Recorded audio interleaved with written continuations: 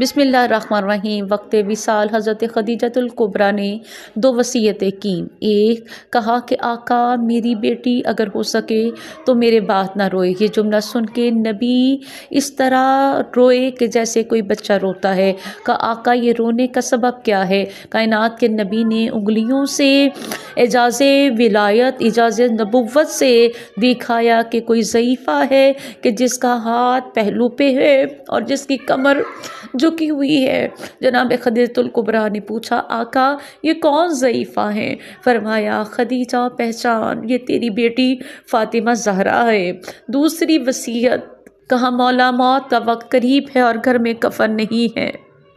عرش سے پہلا کفن اس مخدرہ کے لیے اترا۔ ہائے مگر خدیجۃ الکبریٰ کو تو کفن مل گیا، مگر اس کا نواسہ دشت نینوا میں بے گور و کفن